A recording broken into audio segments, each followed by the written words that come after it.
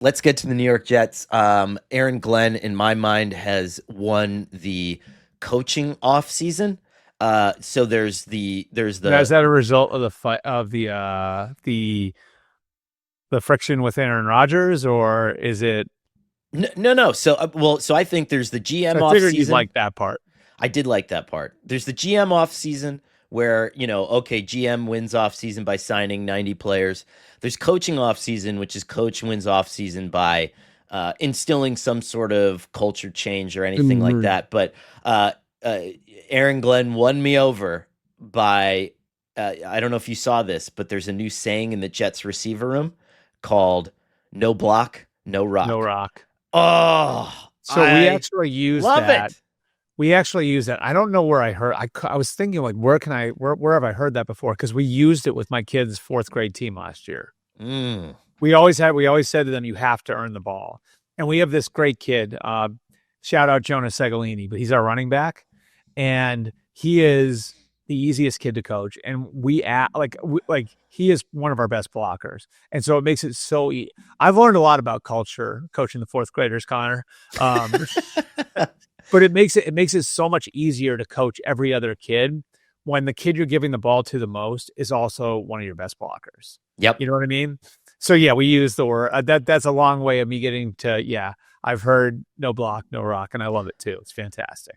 So here's what I think. I think that this is a successful season if the Jets finish the year with the identity that they've tried to craft for themselves at the beginning of the year, which is, are they tough? Are they resilient? Are they not doing stupid things off the field? Are they tackling? Are they finishing plays?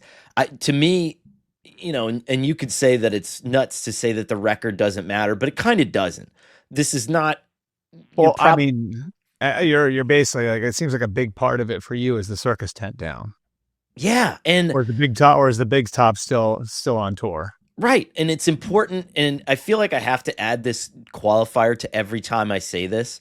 But, Robert Saleh didn't have the benefit of doing this, right? Like Robert Saleh did take the circus tent down. We forget the owner put it back up, and that sucks when you're a coach who did all the hard work, who kind of got rid of all the jerks, who was doing the hard work, and then you instilled, people forget that Sauce had a great rookie year and was being empowered as a voice, and they were going to build it organically, and then it's just like, nah, Aaron Rodgers is coming, so we're going to just change it up, and then we're going to get upset when he gets Yeah, hurt, blah blah blah. But Aaron Glenn now has the benefit of Woody Johnson taking a step back, getting out of the way, and he can say whatever he wants about last year's team, even though the circumstances are what they are. But he can say, okay, we need to be tougher. We need to be physical. Our receivers need to block. We need to do all this stuff.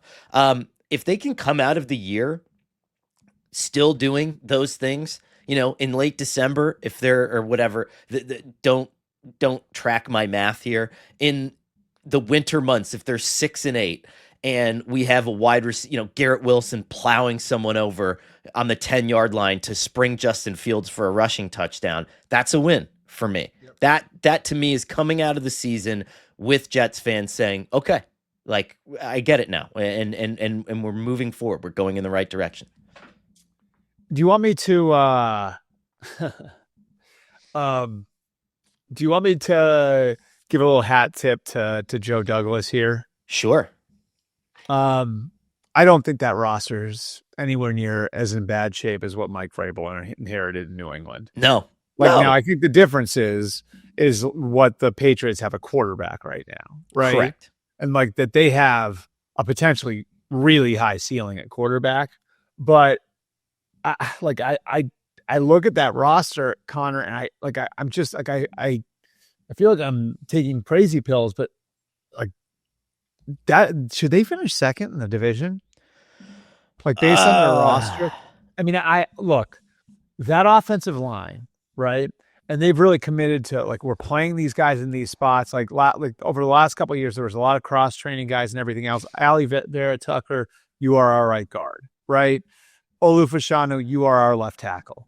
John Simpson, you are our left guard. Like it's very much like and then you start to look at that, and then you look at the defensive line, and the defensive line has Quinton Williams, Jermaine Johnson, Will McDonald. And they brought Derek Nandi in this offseason too. right. They get Sherwood back, and it looks like he's going to become something. And he's there with Quincy Williams. I mean, Sauce Gardner hasn't played to the hype, I would say. Not last year. He had a terrible year. Right. But he's still talented.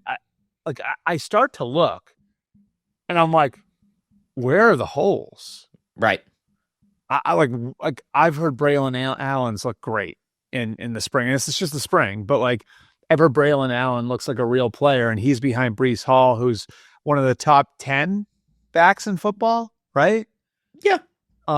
Close. I mean, I don't know. I just look at this, and it's like the one question I really have looking at the roster is who are obviously quarterback, and then who are the secondary offensive weapons going to be? Can Mason Taylor be that as a rookie? But I think this is a pretty good team. I think that this is a team that you should expect to be competitive week to week. Now, they're sort of, weirdly enough, their first month is pretty tough. They have Pittsburgh, which that game has potential to be an absolute circus, right? You want to talk about putting the big top back up. Right. The NFL did not do them favors by having the Steelers coming in, especially if what we think is about to happen is about to happen. Then they have Buffalo. Then they go to Tampa in September. Then they go to Miami in September. Oh. Then they have Dallas. Then they have Denver. And they have Cincinnati before their bye. So this is still, and that Denver game is overseas. So what did Woody Johnson do to everybody? I mean, this isn't what did he do to people? Year, but how they could have this schedule, and the Patriots are in the same division with all the layups the Patriots have, on their, or not, again, those aren't layups because other teams would view them as the layup. But I mean, this is I don't know, man. So I look at the Jets, and I'm like, this is a team that should be competitive with everybody.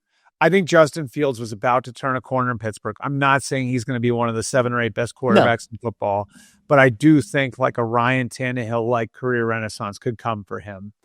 And I don't know. I mean, I think this is a team that could have a nasty defense and an offense with the run game and the offensive line, with Membu now bookending for Shanu on the offensive line, an offense that's capable of playing to that defense, where you load up behind Justin Fields and Brees Hall and Braylon Allen in the run game, and you're a physical punishing offense. You can see a formula that could get this team, keep them above water with a really tough first 8 games, and then have them in position to start rolling at the end of the year. Yeah. I think this should be a 500 team. The schedule is tough, but I think this should be a 500 team. I think it's a better roster than New England. I think it's probably a better roster than Miami right now. Yeah. I think I don't know. Again, maybe I'm the one taking crazy pills, but I look at that. I look at their roster. I'm like, this shouldn't be a bad team. I have some weird, by the way, if you look at the schedules on ESPN, they have the ticket prices next to them. You can get Jets. You can get tickets to the Snoopy Bowl. Okay. Jets Giants preseason, probably the hottest preseason ticket, for $10 right now. I might go to the Snoopy Bowl now that I'm just thinking about it. As a fan? Yeah. Yeah, take the kids. Yeah. Great night of family fun. I mean, even the regular season games, their home game against Carolina on October 19th, you can get in for $57. Their home game against the Falcons on November 30th, that's Thanksgiving weekend, $50. I can go in the Hertz #1 Club Gold Suites for $200 a ticket. That's gonna be a tough sell to my wife. But you could see an identity for the Jets, right? Based on where Aaron Glenn's coming from, based on the way their roster sets up. It's I think it's almost like the the Lions, Aaron Glenn had to survive defensively early on because like in Detroit, they were investing heavily in the offense to begin with, and then they built the defense out after. So Aaron, like AG, the build there was a little different. Here, it looks like he's got a ready-made defense that should be able to compete right away and keep them in games right away. And then he's got an offense that I think sets up to be a good complementary piece to the defense where you can play a certain style. So I think there's a formula here. I do. If the Jets, this is the part of the schedule post bye. Man, how are they the same in the scheduling formula as the Patriots? This doesn't make any sense. Well, there is no scheduling formula anymore. Let's be serious about this. Yeah. I mean, this is, but after your bye week, you have a great like midway bye week, and then you get Cleveland at home, you get New England, you go to Baltimore, but then you get Atlanta at home, Miami at home, Jacksonville, New Orleans, New England. If you can finish the back half of your season with a winning record, and if you at least split with the Patriots and the Dolphins, and you're in the house for both of the games against the Bills, like let's say if you're within 8 points of the Bills both times, I think if you're a Jets fan, you finish this season being like, hell yeah, This is setting up for like a strong finish. Look out for the Jets in 2026. Yeah. Right? And I think that's all right. Yeah. By the way, Justin, I agree with you, and I didn't even go to Ohio State, but Justin Fields is making like $20 million this year. I know. It's like essentially a rookie quarterback, rookie contract. I think he's like 20th or 21st in terms of quarterback starting salary. And again, there's just these games where I keep seeing it too. Like I think he's there. Like I really do think he's turning a corner. And I know like he's been in the building a lot.